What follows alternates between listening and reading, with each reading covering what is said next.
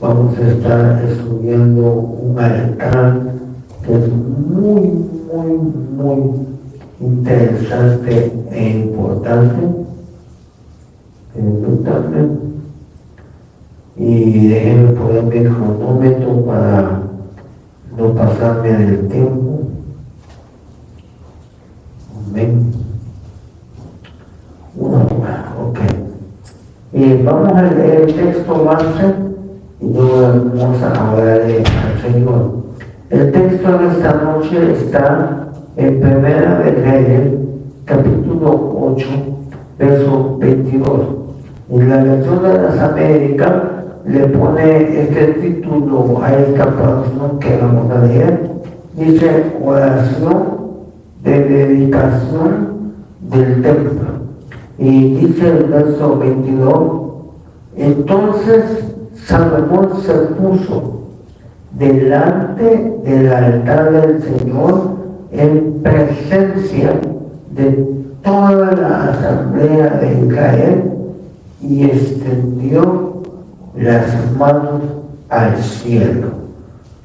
Padre bendito, en el nombre poderoso de Jesús, te pido esta noche que tú ordenes los pensamientos, que sea el Santo Espíritu hablándole a cada espíritu que está aquí presente o que nos va a ver por las redes sociales. Te pido, Señor, que hagas nuestro entendimiento, que no solo sea una enseñanza que quede en la mente, sino que sea una revelación que baje al corazón. Te lo pido, Padre, en el nombre poderoso de Jesús. Haznos buenos discípulos, buena tierra, donde cae tu palabra y produce fruto a 60, a 30, a 60 y a 100. Te lo pedimos en el nombre poderoso de Cristo Jesús, Señor nuestro. Amén, amén y amén. Esta noche el tema se titula el altar de la dedicación. Como usted sabe, la última semana, hace 2 semanas, estudiamos el altar de la súplica, que fue cuando David hizo un altar y suplicó a Dios que parara una peste que estaba sobre Israel. Hoy vamos a ver, y hemos estudiado anteriormente altares que hizo Noé, que hizo Gedeón, que hizo Abraham, Moisés, altares que ellos sintieron hacer, porque no había ley en esos momentos para hacer altares, sino que cuando ellos lo hicieron, sintieron en su corazón, estaban tan agradecidos con Dios que sin que les dijeran más esto, ellos sintieron en su corazón hacer algo para Dios. Dios quiere que nosotros seamos, Dios quiere que seamos obedientes a la palabra que ya está, pero que también en nuestro corazón haya el deseo de levantar un altar a Dios, de hacer algo que glorifique al Señor. Aún la oración, es cierto que la Biblia dice que hay que orar, pero que usted no espere que le digan hay que orar, sino que en su corazón haya el deseo de orar. Todo lo que hacemos tiene que ser algo que nazca en el corazón. Entonces, ese pasaje que leímos dice, aquí se estaba dedicando el primer templo a Dios. Recordemos que por 40 años el centro de adoración había sido una tienda movible en el desierto, pero aquí Salomón estaba dedicando el primer templo que había hecho. Vamos a hablar, no creo que termine hoy, posiblemente hablamos de 1 o 2 templos, pero en el tema vamos a terminar hablando de todos los templos que Dios ha levantado, qué significado tienen y dónde usted está en esa historia de los templos. Entonces, en Primera de Reyes, capítulo 8 y verso 21, dice: ahora el Señor ha cumplido la palabra que había dicho. Pues yo, aquí está hablando Salomón, pues yo me he levantado en lugar de mi padre David y me he sentado en el trono de Israel como el Señor prometió, y he edificado la casa al nombre del Señor Dios de Israel. Acuérdense que David sintió en su corazón levantar un templo para Dios y lo iba a hacer, pero Dios le dijo: no me lo puedes tú hacer, porque tú has derramado sangre inocente, me lo va a edificar tu hijo. Ustedes saben la historia del rey David. Hubo una ocasión que le gustó a él una mujer que era casada, y era casada con un soldado que era muy fiel a él. Entonces, también no había cómo tapar esa indiscreción que había hecho, y lo que se le ocurrió era matar al esposo de ella para él poderse quedar con ella. Y entonces lo mandó a traer, porque la muchacha salió embarazada. Y entonces él mandó a traer al soldado, parece que se llamaba Urias, y entonces con la idea de que él pasara esa noche con él, para que después dijera que el bebé que venía era de esposo.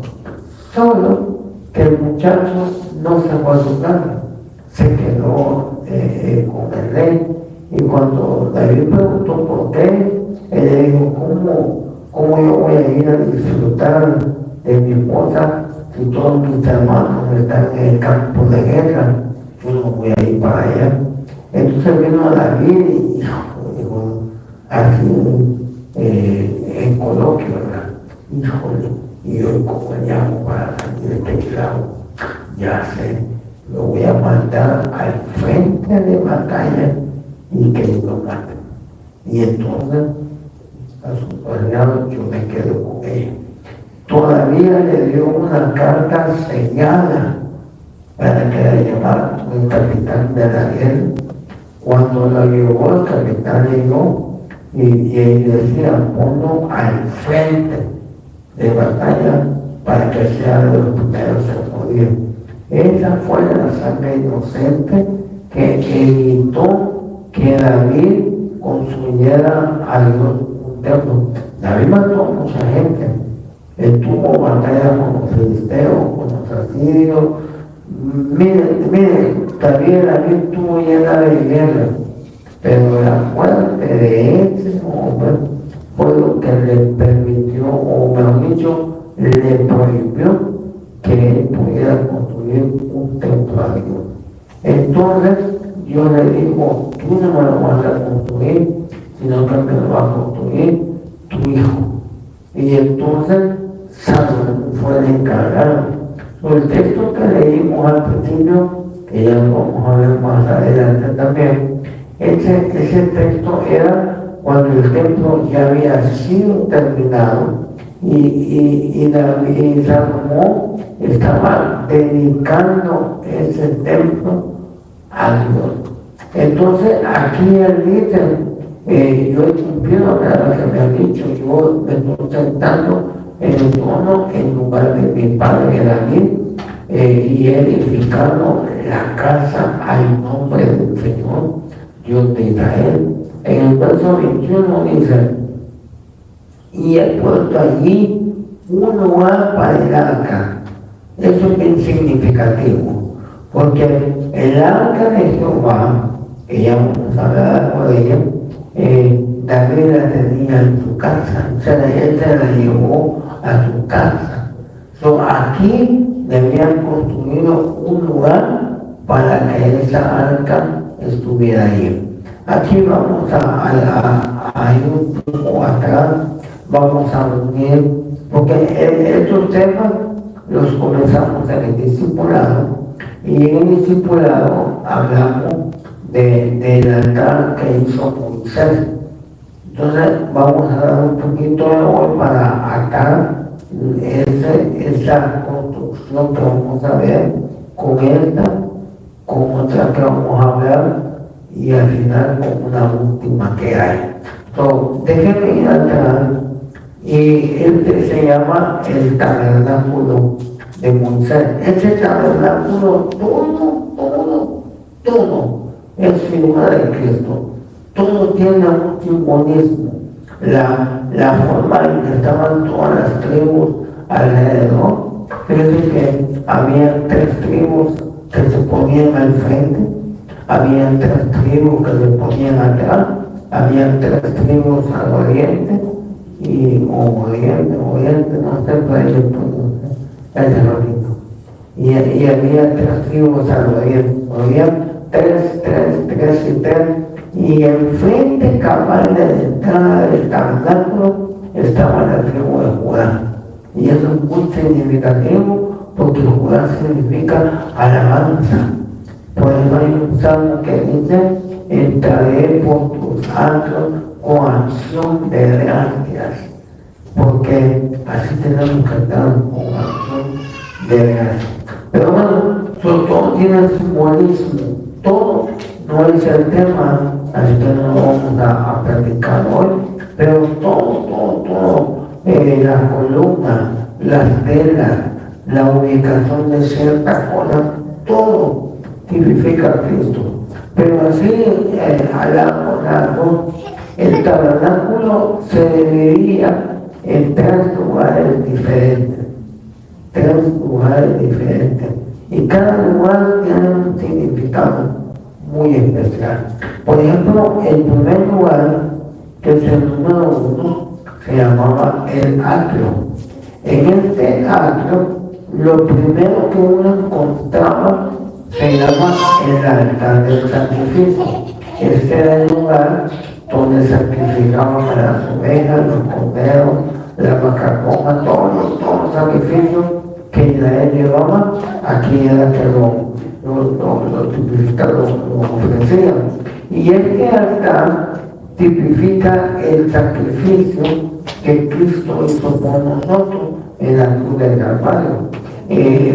Por eso cuando Juan el Bautista lo presentó, Juan el Bautista no dijo: ahí viene mi primo Jesús, sino que dijo: he ahí el Cordero de Dios que quita el pecado del mundo, no que cubre, porque todos los animales, los sacrificios cubrían los pecados, pero este Jesús que vino, no vino a cubrir pecados, Él vino a quitar los pecados del mundo. Él tiene la potestad de quitar los pecados que tú tengas, los pecados que puedan venir sobre ti, las maldiciones que la gente pueda poner sobre ti. Él, como Cordero inmolado, tiene la potestad de quitar todo eso. Bueno, después, más adelante, está otra cosa que me llamaba el abacro. Y esto es bien interesante, porque esta era una pila de agua donde el sacerdote, antes de entrar al siguiente lugar que vamos a ver, se tenía que lavar. No podía entrar si no pasaba por el abacro. Y eso significa el bautismo en agua. Es muy significativo, porque cuando usted entra al tabernáculo, lo primero que ve es el altar del sacrificio, que significa a Cristo, y lo segundo es el abacro, que tipifica el bautismo en agua. Son esenciales esas dos cosas. Bueno, después de eso, el segundo lugar se llamaba lugar santo. Y es curioso que usted ve el dibujo anterior, el atrio estaba a la vista pública, todos podían ver lo que en el atrio decía. Sin embargo, lo que decía en el lugar santo, eso estaba cubierto. Ellos no veían qué era lo que decía. Y este lugar tenía 3 cosas. La primera era el candelabro de oro. Acuérdense que este lugar santo estaba cerrado. La única luz que ahí había era el candelabro. El atrio estaba afuera, la luz del sol estaba, todos lo veían, pero aquí no. Aquí la única luz que había era este candelabro. Y había un sacerdote que su función era que ese candelabro estuviera encendido todo el tiempo. Él tenía que estar echando aceite. Esa era su función, nada más. Todo tenía que asegurarse que el candelabro estuviera encendido. Y ese candelabro significa al Espíritu Santo. Luego tenemos la mesa de los panes. La mesa de los panes ponían 2 hileras de 6 panes en cada uno, y esos 12 panes representaban las 12 tribus de Israel, cada uno de esos panes. Y también tipifica a Cristo, porque es el pan, el verdadero pan que descendió del cielo. El candelabro tipifica al Espíritu Santo, la mesa de los panes tipifica a Cristo, y lo tercero que había era el altar de incienso. Este era un lugar que estaba antes de entrar al siguiente lugar que vamos a ver. Y en el libro de Apocalipsis, capítulo 5, verso 5, dice que el incienso son las oraciones de los santos, y a quien le oramos nosotros en el nombre de Cristo es al Padre. Así que aquí está representada la Trinidad: el Espíritu Santo es el candelabro, la mesa de los panes de Jesús, y el altar del infierno es el Padre. Entonces, después llegamos al otro lugar, y este lugar se llamaba el lugar santísimo, y lo que estaba en este lugar se llamaba el arca del pacto. Para los judíos, el arca del pacto representaba la presencia de Dios, a tal forma que cuando iban a pelear, ellos llevaban el arca. Cuando ellos, por ejemplo, entraron a Jericó, los sacerdotes llevaban el arca delante de ellos, y Dios les dijo: denle una vuelta cada día alrededor de Jericó, pero en el séptimo día van a dar 7 vueltas, y cuando griten te van a caer los muros. Y así fue. Donde quiera que ellos iban, llevaban el arca, tipificaba que ellos llevaban la presencia de Dios. Ahora, ¿por qué es la presencia de Dios? Adentro del arca tenía 3 cosas que eran para los judíos muy importantes. Número 1, llevaban la vara de Aarón. En cierta ocasión se rebeló un sacerdote contra Moisés, y el pueblo empezó a decir: ¿por qué tú, Moisés, Dios puede levantar a alguien más?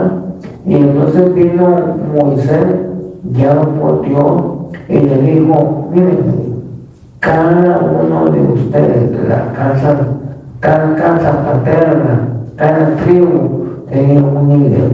Entonces dijo él, y la vara la usaban para contar la historia, escribían quiénes habían sido los antepasados. Entonces a Moisés le dijo: cada líder de cada tribu traiga su vara, y vamos a ver cuál de la vara era que respaldaron, y todos pusieron sus varas, y al día siguiente, cuando llegaron, la vara de Aarón había producido frutos, había producido hojas. Eso significaba que Dios estaba aceptando a Aarón como sacerdote, sumo sacerdote del pueblo de Israel. Entonces, adentro de esta arca tenían esa vara. Esa vara representa al Espíritu Santo, porque el Espíritu Santo es el que en usted debe producir frutos. Los frutos no son suyos. Los frutos se llaman frutos del Espíritu, no suyo. Es usted quien tiene que dejar que el Espíritu produzca en usted. No es para tener a la mente a nosotros soy yo, porque uno de los frutos es el amor, pero no, es el Espíritu el que tiene que producir en usted el amor. En sí, el Espíritu tiene que producir todo. Pero vamos a ver. Bueno, pues estaba la verdadera. También, estaban las tablas de la ley. Cuando Israel salió de Egipto, Israel fue liberado en el capítulo 12 de Éxodo. Y entonces, a los 2 meses llegaron a un monte que se llama Monte Sinaí. En el monte Sinaí, Moisés subió al monte y Dios le dio, se le conoce la tabla de la ley, aunque después hubieron más leyes. Fueron un total de 600 y pico de leyes. Pero en esa ocasión dieron las 10 leyes principales que usted y yo conocemos como los 10 mandamientos. ¿Cómo se lo dio Dios? Lo escribió en 2 piedras, porque primero lo escribió en una, pero cuando Moisés bajó, el pueblo estaba en una fiesta que no era cristiana, y Moisés se enojó y aventó la tabla y la quebró. Tuvo que volver a subir y Dios volvió a escribir en piedra los 10 mandamientos. Entonces, dentro de esta arca del pacto estaba la vara de Aarón y estaban los 10 mandamientos. La vara de Aarón representa el Espíritu, los 10 mandamientos representan la voluntad del Padre, entonces representan más. Además, adentro del arca había maná. Maná fue algo que Dios les daba para que ellos se alimentaran. Se llama maná porque los primeros que ellos dijeron cuando lo vieron ¿qué es esto? Eso significa maná. Maná significa ¿qué es esto? Porque eso es lo que ellos dijeron. Y es bien interesante porque maná representa a Cristo, porque Cristo es el verdadero alimento venido del cielo.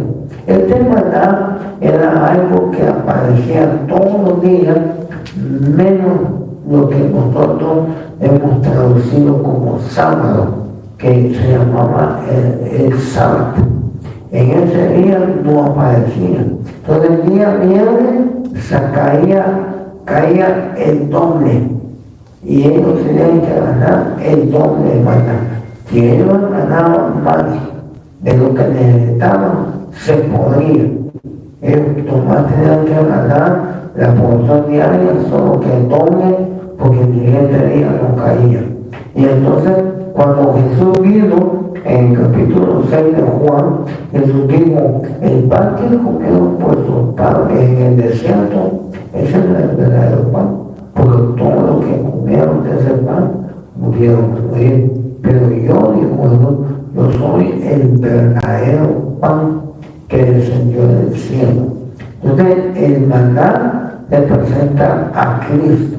Entonces, dentro de la arca estaba la vara de Aarón, el Espíritu Santo, estaban los 10 mandamientos, el Padre, y estaba el maná, que era Cristo. Entonces, adentro del arca estaba la Trinidad. En el lugar santo estaba la Trinidad afuera. pero en el lugar santísimo estaba adentro en una arca que se había hecho y eso representaba la esencia de Dios. Eso para él bien sagrado, no era cualquier cosa, era bien sagrado eso. Entonces, cuando usted lee Éxodo en el capítulo 20, es cuando llegan al Sinaí y reciben los 10 mandamientos, y luego del 21, 22, 23 y 24, Dios les da diferentes leyes, y en el capítulo 25 se cogió una ofrenda para construir el tabernáculo, y en el 26, 27, 28, 29, 30, Dios les dice cómo hay que construir cada una de estas cosas. Y entonces, eso es lo que se llama el tabernáculo de Moisés. Aquí se lo di rapidito porque no es el tema. Mire qué introducción, y llevamos 35 minutos y no he llegado al texto que leímos al libro. Pero es importante porque este fue el primer lugar de adoración que construyeron para Dios. Cada quien construía, Noé, Abraham, todos ellos construían, pero aquí Dios le dio a Moisés cómo quería que se construyera ese templo. Pero luego, ahora, simbólicamente, para usted y para mí, simbólicamente el atrio de que ellos se encontraban el altar del sacrificio, y eso tipifica a Cristo. Usted está aquí porque arrestó a Cristo. O sea, para ser cristiano, ese es el primer paso, aceptar a Cristo en tu corazón. Por eso es el primer altar que está en cuanto se abre el tabernáculo. Que por cierto, el tabernáculo tenía a la entrada, había 5 columnas y había 4 telas que cubrían la entrada. Y cada una de esas 4 telas tipifica los 4 evangelios: Marcos, Mateo, Lucas y Juan. Pero no me ahí porque no le pido encontrar en todo el pie. Es un estudio precioso, estudiar el tabernáculo y ver cómo está Cristo representado. Pero vamos a ir repito. Entonces usted entra al gran sacrificio, ese es Jesucristo. Cuando usted viene al Evangelio, lo primero que hace es aceptar a Cristo. Pero con el respeto y el amor que tengo para mi Jesús, no es lo único. Por eso digo, yo soy la puerta de las ovejas. La puerta es para entrar, pero no es que usted entre y se quede en el atrio. No. El atrio no es el lugar de entrada, pero usted tiene que ir al lugar santo. Ahí está el otro altar, el altar de incienso, y ese tipifica el Espíritu Santo. Usted ya aceptó a Cristo, bendito sea Dios. Hoy tiene que pedirle al Señor que el Espíritu Santo se rodea en usted. Es triste ver que a estas alturas el Señor ya viene, que vemos que se están cumpliendo las profecías. Todavía hay miles de iglesias cristianos en todo el mundo que no creen en el Espíritu Santo, que piensan que el Espíritu Santo fue para el pasado. Y que yo recuerde, yo no he encontrado ningún texto bíblico que me diga que el Espíritu Santo era solo para el presente. Es más, viendo cómo se murió la iglesia en el principio, yo veo que nosotros tenemos más necesidad que ellos. Cuando nos comparamos a cómo eran ellos, Esteban, Pedro, Juan, Jacobo, personas que dieron su vida por el Evangelio, nosotros estamos en la calle. Entonces, la verdad que si alguien necesita al Espíritu entrando, somos usted y yo. Pero bueno, entonces el Jesucristo es la puerta de entrada para que usted conozca el Espíritu Santo. Pero después está en el lugar santísimo. Y en ese lugar santísimo está esa arca del pacto, que de los 3 altares, el sacrificio que hay es el pacto. Fíjense qué curioso esto. Esta arca del pacto, una vez al año podía entrar el sumo sacerdote. O sea, pongamos que tenía 365 días. Creo que era 360 porque en ese tiempo el calendario judío era de 30 días. No como nosotros que uno de 30, otro de 31, uno de 28 y cada 4 años de 29, nosotros destartalamos el calendario. Pero yo no tenía que dar 30 días cabal. Pues pongamos que eran 360 días. Entonces, de esos 360 días, 359 días, el tabernáculo, el lugar santísimo, estaba cerrado. Porque el sacerdote solo podía entrar una vez al año.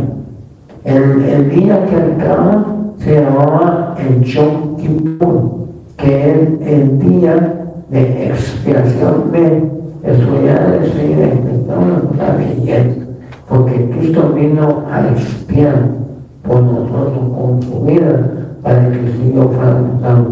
Entonces, lo que le quiero decir es que cada uno de estos lugares se presenta un altar que usted debe tener en su vida para llegar a la presencia de Dios. Primero Cristo, después al Espíritu Santo, para que combinado pueda entrar al Padre. Dios dejó esto. Ahora,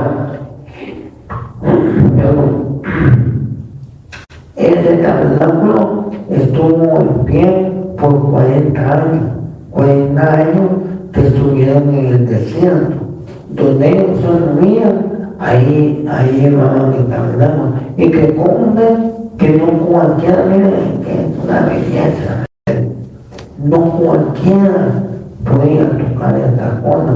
Había una tribu que se llamaba la tribu de Leví. Y la tribu de Leví eran los que servían. Por ejemplo, ustedes que sirven en la iglesia, ustedes son el día de hoy la tribu de Leví. Entonces, nadie podía tocar, solo ellos.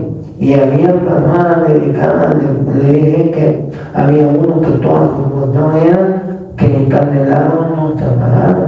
Cuando ellos cantaban, que se movían, ese candelabro tenía que estar encendido, porque ese candelabro no se podía apagar. Y eso es bien significativo, porque el Espíritu Santo no es algo que venga y ahí en otro mes, tal vez no uno, posiblemente en otro año.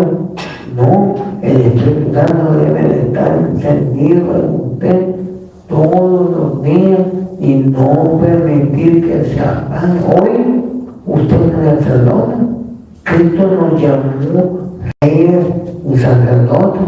Usted tiene la obligación de que el Espíritu Santo no se apague en usted. A Pablo le dijo, no apaguéis al Espíritu Santo de Dios. Bueno, entonces, lo curioso es que en los 40 años estuvo eso, pero no se menciona que cuando ellos entramos a Jericó hubieran seguido con él. Es más, los filisteos hasta se tomaron el arca porque la tenían a la intemperie. David, cuando la recuperó, David se la llevó a su casa. Pero hermano, cuando entraron a Jericó, hijo, todavía hubieron 12 jueces que algunos gobernaron por 40 años, otros por 30, 20 y 20 del tiempo. En todo ese tiempo no se habla de tabernáculo. Cuando David vino, David dijo, wow, yo voy a construir una casa para Dios. Y Dios le dijo, tú no la vas a construir por la sangre inocente, tu hijo me la va. Pero estamos hablando 40 años de Saúl, 40 años de David, ahí son 80, 40 años que tuvo Salomón, ahí son 120 años. Y luego lo que tardaron los jueces, hubo mucho tiempo que no hubo un templo. Todo este templo había desaparecido. Entonces, hoy vamos, cuando Dios para terminar, venga el 28 seguimos, porque la otra semana es culto de jóvenes. Puede ser que un viernes al mes es culto de verano, un viernes al mes es culto de jóvenes y los demás viernes es para doctrina. Pero cuando Dios construyó esto, le dijo esto en Deuteronomio capítulo 31, verso 12. Dice, harás congregar al pueblo, varones, mujeres, niños y extranjeros. Esto era para nosotros, esto era para ritmos. Porque dice así, en Colombia para hoy dice varones, mujeres, niños y mojados. Aleluya. Pero que todo, dice que estuvieran en tus ciudades para que congreguen a todo el pueblo. ¿Por qué venimos a la iglesia? Porque mucha gente dice, otra vez va para la iglesia, no te cansas, pierdes, sábado o domingo, todavía tienes ensayo el miércoles, hay discipulado el jueves, culto de oración el lunes, no te cansas, pierdes. Es que ya te enamoró poco el pastor. No, el hecho de venir acá tenía un porqué, y aquí lo dijo Dios. Dice, hará congregar al pueblo, varones, mujeres y niños, y tus extranjeros que estuvieran en tus ciudades, para uno, que oiga y aprenda. Entonces, el primer punto de venir a la iglesia es venir a oír y aprender. Cuando usted no viene, pues no oye. Bueno, sí oye, pero a saber que la cosa de Guadalupe, no sé qué programa se verá, pero no oye a Dios. Pues no solo hay que oír, hay que oír y aprender. Uno. Dos. Y teman a Jehová vuestro Dios. La palabra temer no es tener miedo. No. La palabra temer aquí es respetar. Respetar. Venimos a la iglesia a oír, a aprender y a respetar a nuestro Dios. Y luego, y cuiden de cumplir todas las palabras de esta ley. Todo lo que aquí usted oye que Dios da, cumplirlo. Entonces, no venimos porque no tenemos nada que hacer, nos hubiéramos quedado callados y tranquilos. No venimos, hay que ver. Y otro punto bien importante, cuando venimos a la iglesia, hay gente que no viene a la manda, sino que viene cabal cuando ya recogemos ofrendas, porque tienen calculado acá, cuando ya nos piden las manos, pero venga, hermano, porque cuando usted viene a oír, viene a aprender. Esa es la predicación. Eso es lo que Dios tiene para usted. Pero cuando viene a la banca, es lo que usted le trae a Dios. Pero cuando usted no entra a la banca, no trae nada. Y uno de los frutos es fruto de labios que confiesan tu nombre. La alabanza es vital porque la alabanza es lo que usted le trae a Dios. Y la predicación es lo que Dios trae para usted. Bueno, entonces hoy sí, me quedan 20 minutos. Hoy vamos a leer el texto que leímos al principio. Hoy empezamos el tema. Entonces dice, Salomón se puso, el texto que leímos al principio, delante del altar del Señor, en presencia de toda la asamblea de Israel, y extendió las manos al cielo. Y en la Biblia de las Américas le pone al principio oración de dedicación del templo. Entonces, el tema que ahorita vamos a empezar se llama el altar de dedicación. Y hay un tema bien tremendo ahí que nosotros íbamos a llegar, pero no llegamos, invitamos que venga el 28 para seguirlo. Pero miren lo que dice aquí, esta nota que puse. Dice, en el diccionario de la española, la palabra dedicación está relacionada con consagración. En el diccionario en español, dedicación y consagración es lo que significa, dice el diccionario, punto uno es acción o efecto de dedicar. Punto 2, celebración de celebración. Consagrar uno debe de ser acogido, debe ser esposo. Bueno, dice celebración del día en que se hace memoria de haberse consagrado o dedicado un templo o altar. Los pasajes que leímos, Salomón está dedicando a Dios la construcción del templo. Le está diciendo Dios, para ti yo hice este templo, para tu presencia yo lo hice. Y tres significa acción, acción y efecto de dedicarse intensamente a una profesión o trabajo. En el lenguaje nuestro podría ser a la obra o una misión. Eso es lo que significa dedicación. Y tiene que tener, ya vamos a entrar en él, pero el diablo invita la dedicación.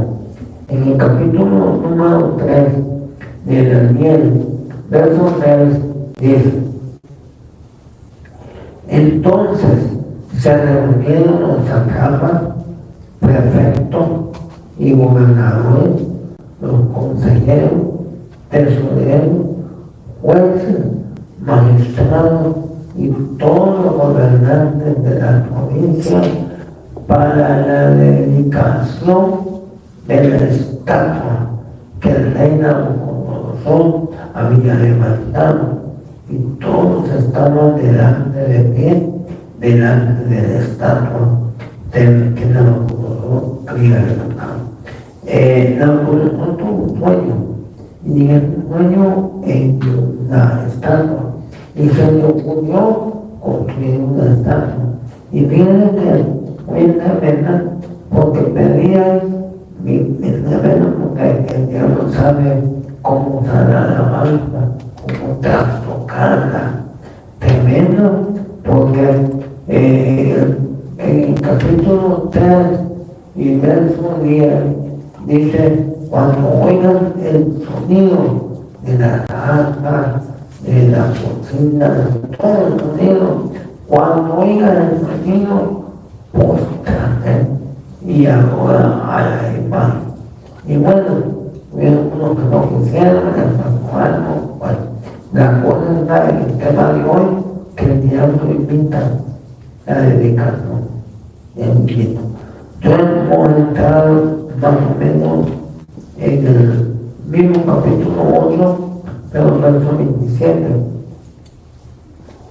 Pero morará verdaderamente Dios sobre la tierra.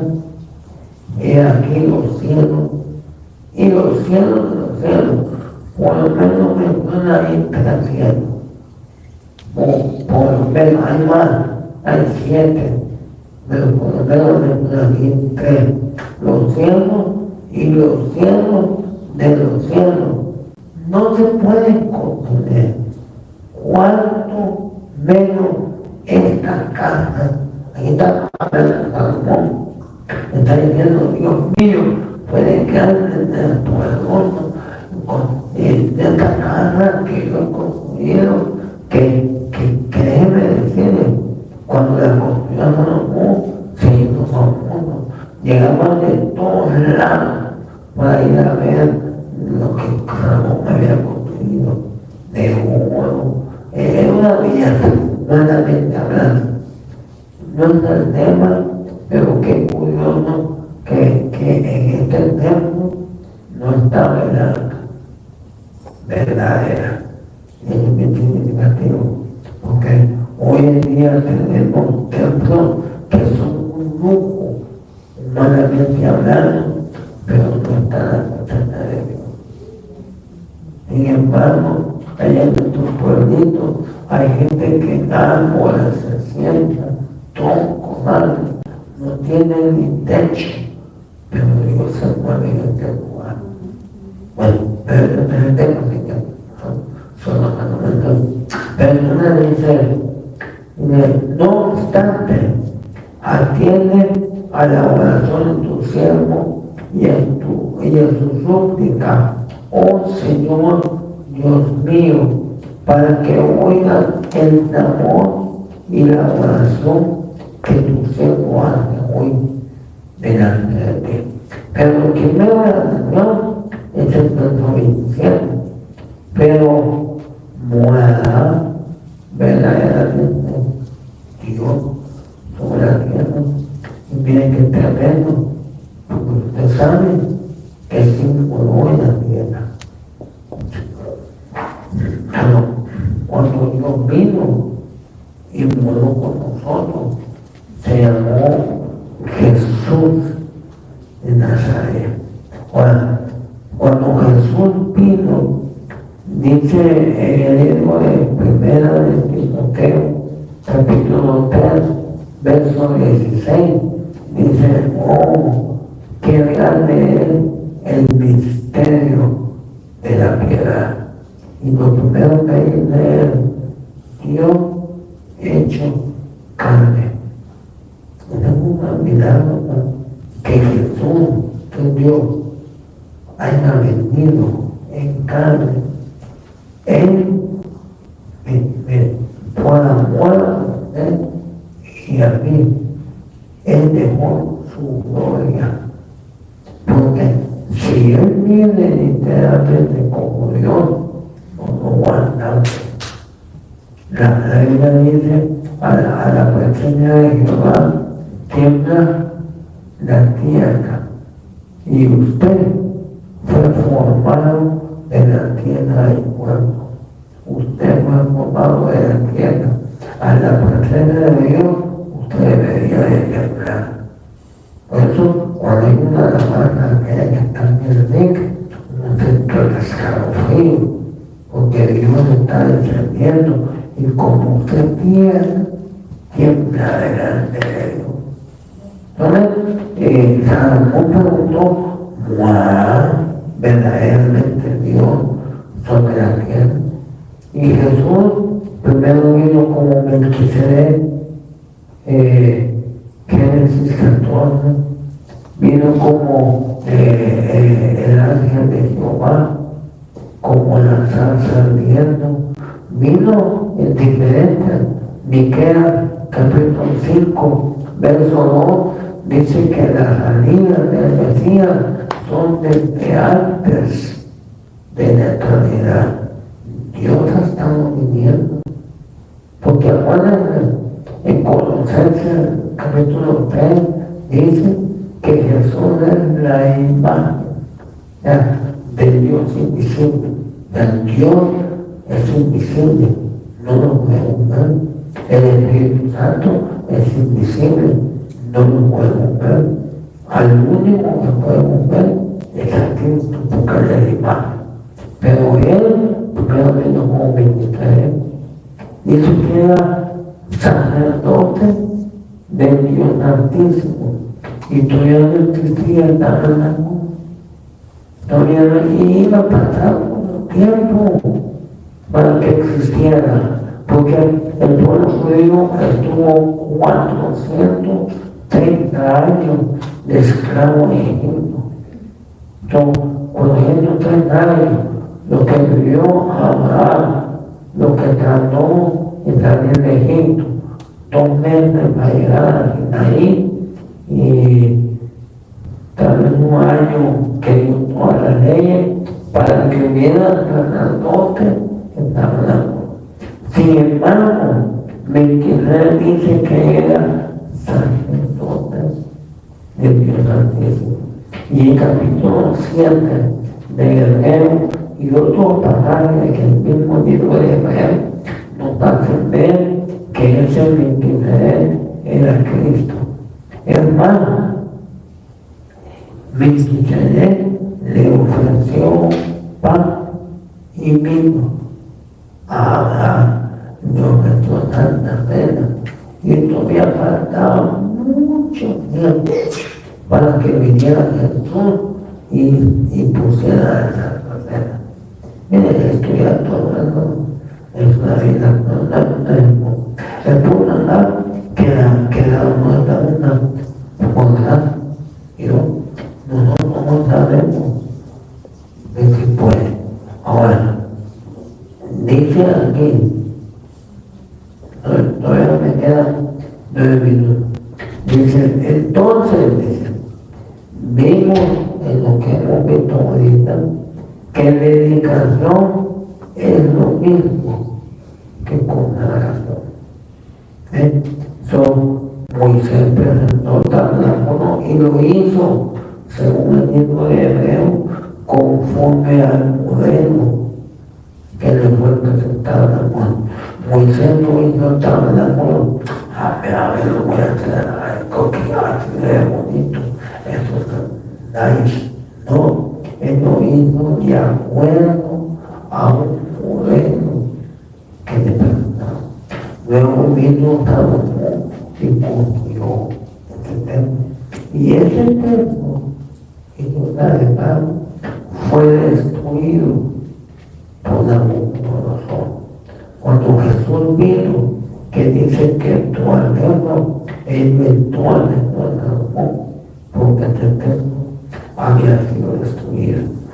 Herodes era un rey romano que estaba bajo el régimen romano, que para comerciarse con los judíos tardó 46 años en construir un templo. Y ese templo fue el que tuvo.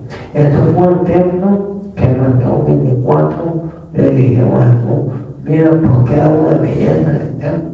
Se jactaba. Mira el templo. Y Jesús que le dijo, yo en 3 días puedo destruir y reconstruir el templo. Ya se dirían 3 días, si esto tardó 46 años y tú lo vas a hacer en 3. Y Juan pone una nota que dice, pero Jesús no se debería el templo, sino el pueblo.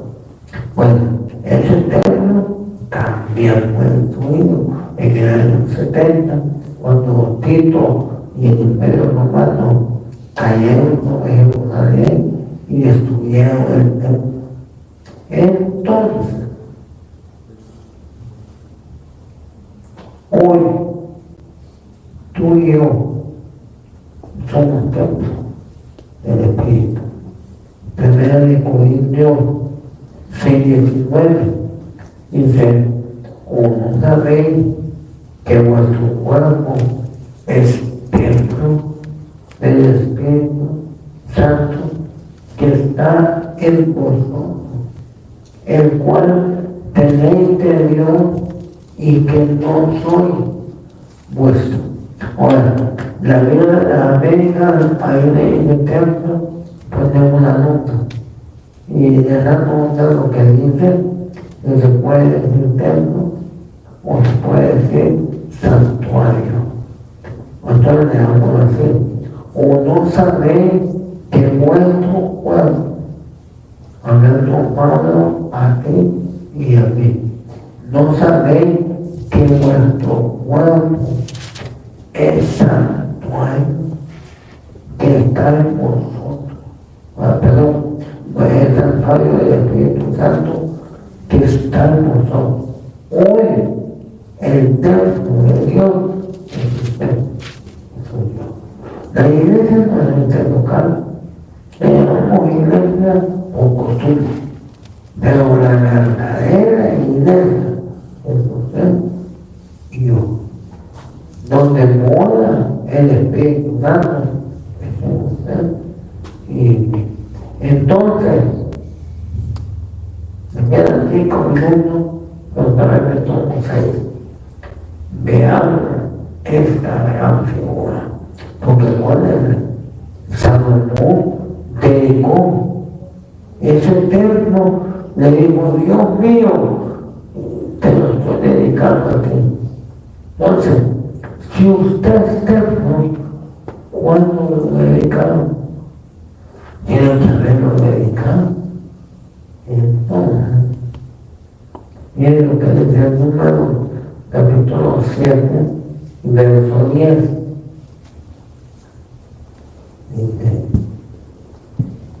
Y los jefes presentaron los jefes, por lo menos 2.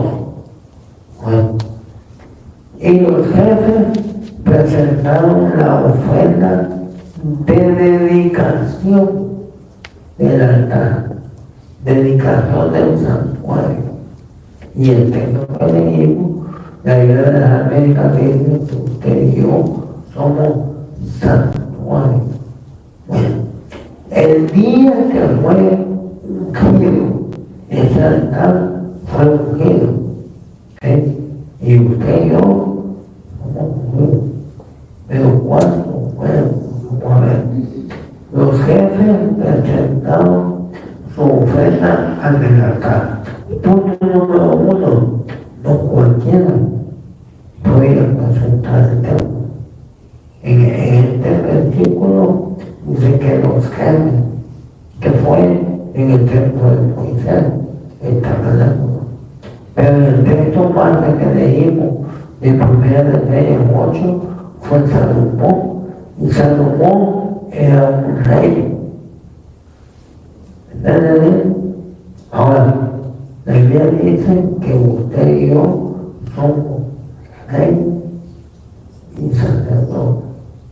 Entonces tenemos potestad de presentar un templo delante de Dios, porque somos rey. No cualquiera lo puede hacer. Ahora, mire el versículo. Juan, capítulo 17, verso 19. Dice, y por ellos, hablando Jesús, y por ellos yo me santifico a mí mismo.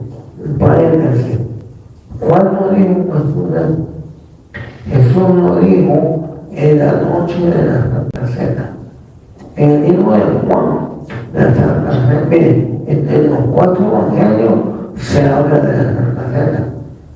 10, 12 versículos en Mateo, como 11 en Marcos, más o menos como 11 en Lucas, pero Juan le dedica 13, 14, 15, 16, 17, 5 capítulos. Esto Jesús lo dijo antes de ir a Getsemaní.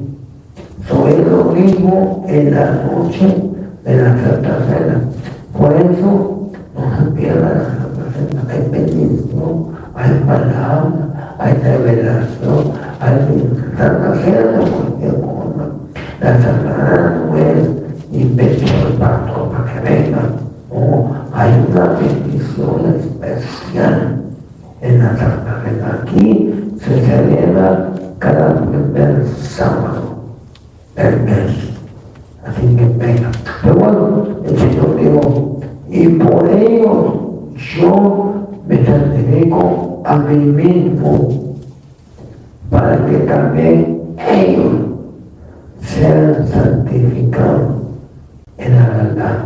Y otra palabra para santificación es consagración. Es más, usted y yo debemos consagrarnos para que nos santifique. Él tiene la potestad de hacernos santos. Y usted es santo, pero acuérdense que hay 4 tipos de santidad.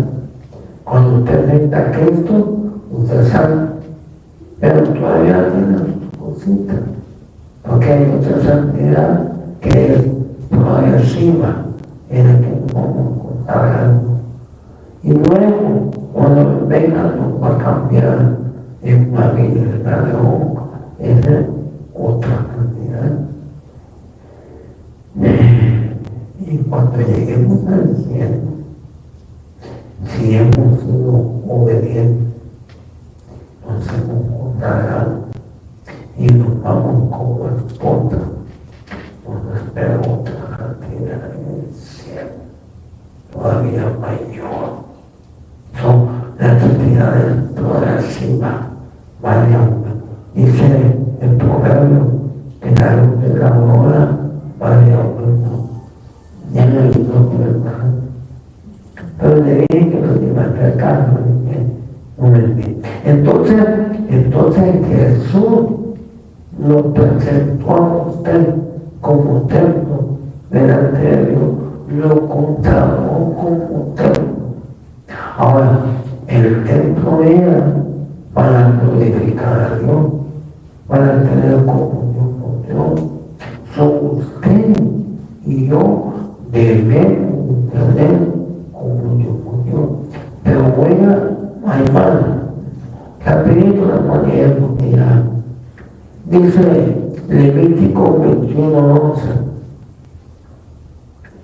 dice, ni saldrá del santuario, usted es el santuario hoy, ni saldrá del santuario, ni profanará el santuario de su Dios, porque la consagración por el aceite de la unción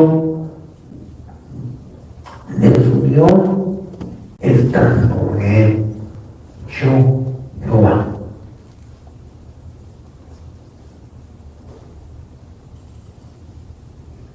Bueno, entonces dice que también lo dijo el Señor en la Santa Cena. Dice, es decir, el Espíritu de verdad, a quien el mundo no puede recibir, porque ni le ve ni le conoce.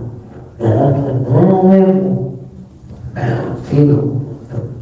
Que Dios está real, que Dios está vivo, que Dios todavía se mueve, pero hoy se mueve a través del Espíritu. Pero no dice, pero vosotros sí me conocéis. Puede ser que tenga un matrimonio de Dios, dice que la puerta sobre. Pero nosotros no estamos. Miren qué triste es. Aquel que no cree en el Espíritu Santo está sobre él. Pero si usted cree en el Espíritu, y vosotros sí conocéis, porque mora con vosotros y estará en vosotros.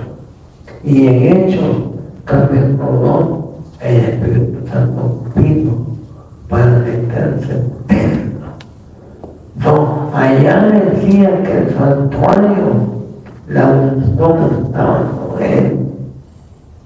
Pero hoy tenemos la dicha que la unción no está sobre nosotros, sino que está él, está adentro.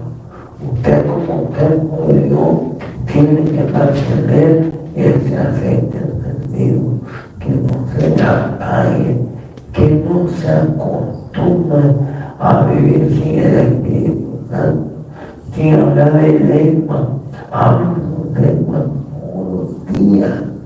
No dejen que se la paguen para una discusión mutua.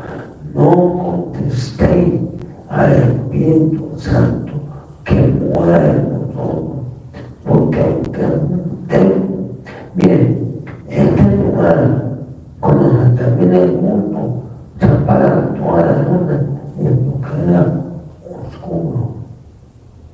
No permita usted que como usted no ve el Espíritu, usted esté oscuro adentro. El Señor nos creó, el Señor ha traído, si la luz queda en nosotros, no tinieblas. ¿Cuáles serán las verdaderas tinieblas? Usted y yo debemos estar todo el tiempo encendidos. ¿Por qué? Porque usted es templo. Y Dios descendió el tabernáculo en el templo, descendió en el templo de Salomón, en el templo. Él quiere descender en usted. Él quiere manifestar la poder. Él quiere que cuando usted venga a la iglesia sienta. Nosotros fuimos creados para experimentar a Dios. Nosotros para oír, para entender y para hacer. Usted como templo y me voy a saltar voy a leer el último, no es el último, me lo voy a poder ver. El cuento ganado. Primera de Pedro, capítulo 2, verso 5. También aquí lo voy a cambiar, en vez de decir vosotros, porque Pablo está hablando, pero aquí está hablando uno que no es usted, que está aquí por usted joven. Así que le damos así. También nosotros, como piedras vivas, ser edificados como casa. Usted y yo como casa. Y no me da tiempo de hablar como le quería hablar, pero la otra semana lo hablamos cada tiempo cuando terminemos. Ser edificado como casa espiritual para un sacerdocio santo. Usted y yo debemos consagrarnos, no porque el pastor lo mismo, no porque nos asignen, no. Debemos consagrarnos porque somos casa de Dios y queremos verte. Cuando usted sabe que va a llegar la visita, no limpie su casa. Aunque ya debajo de la sombra con el don, no se ve, pero usted limpia la casa porque va a llegar visita. ¿Sí o no? Y no debemos limpiarnos cuando Él quiere venir a nosotros. Viene la máxima autoridad. Deberíamos de limpiar la casa y mantenerla limpia. Y no vale. Claro que no caímos en el pecado. Y lo más triste no es que caigamos en el pecado. Oígame como yo estoy cuidado lo que le estoy diciendo. Lo más triste no es que caigan. Lo más triste es que no se levanten. Porque la Biblia dice 7 veces caerán. La verdad nosotros que no somos perfectos, caemos una vez, caemos otra vez, caemos otra vez. Pero la idea no es que nos quedemos ahí caídos, sino que nos levantemos. Usted contándose, no porque se lo exige a alguien, no porque el pastor lo ordena, contándose porque usted es templo, porque usted quiere que cuando Dios baje no encuentre la carta sucia. Por eso está un altar, para que usted venga, para que entrar sus quejas, sus problemas, sus luchas, si ha pecado, que venga a pedir perdón, el altar es para presentar sacrificio. Y usted que tiene que presentar sacrificio para que cuando Él venga me encuentre limpio. Él dice que cuando el Señor venga, que no nos alejemos avergonzados. No se van a alejar avergonzados. Ahora, ¿de qué nos podemos avergonzar? Del pecado. Si no tuviéramos pecado, no hay de qué avergonzar. Pero no el pecado es vergüenza. Pero bueno, dice, un sacerdote santo para ofrecer sacrificio espiritual. Usted es un templo que ha sido formado para ofrecer sacrificios a Dios. La oración, la búsqueda, la alabanza, que es un fruto del labio. Todo eso son los sacrificios que debemos nosotros de presentar ante Dios todos los días. La condenación no es un mandato. Es más, Dios no lo mandó. Dios no lo condenó. Le dijo, sean santos como vuestro Padre, el cielo, es santo. Esa es nuestra orden, esa es la súplica que también nos dio a nosotros. Usted es templo. Y se lo voy a explicar, pero yo tenía una figura para enseñarle, pero se lo voy a explicar, claro. El tabernáculo de Moisés fue destruido. El tabernáculo de Salomón fue destruido por Nabucodonosor. Luego me quedé con Salomón. El templo de hoy fue destruido. ¿Saben cuál es el tema? No puede haber dos templos en el mismo lugar. Porque al final yo, a donde voy, no puede haber dos templos. En Israel están construyendo un templo, tiene planes de construir un tercer templo, que es donde se está el anticristo y donde vamos a ver. Pero usted es templo. Usted no puede estar cuando en el templo esté. Pero ¿sabe qué?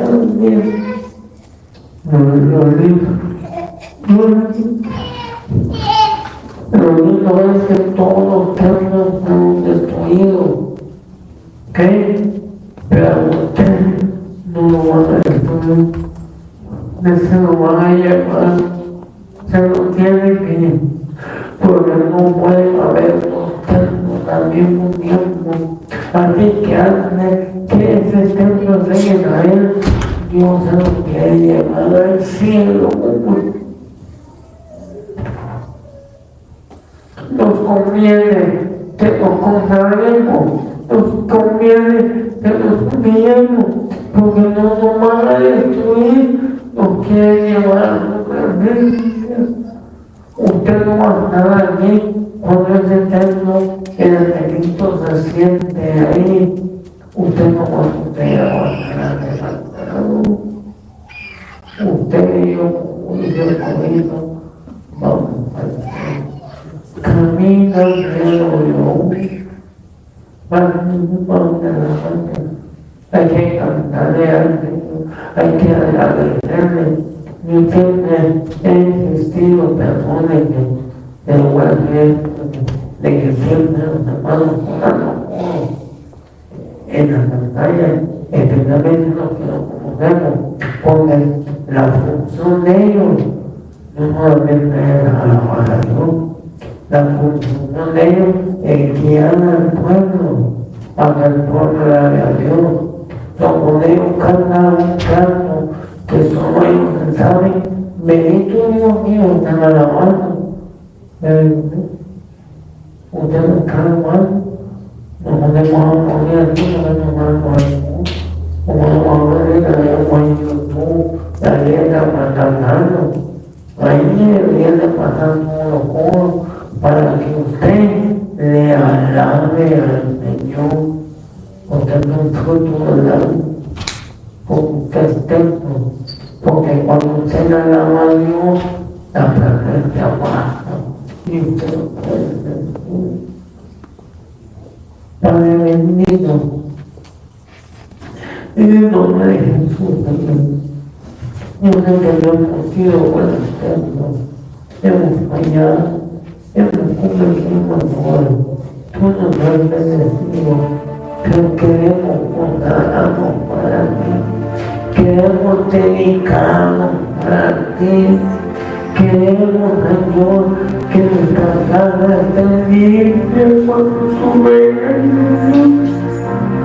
Ayúdanos a limpiar la casa, porque esta casa no es cualquier casa, esta casa es templo del Espíritu Santo, que la hemos descuidado, que no nos hemos consagrado como él.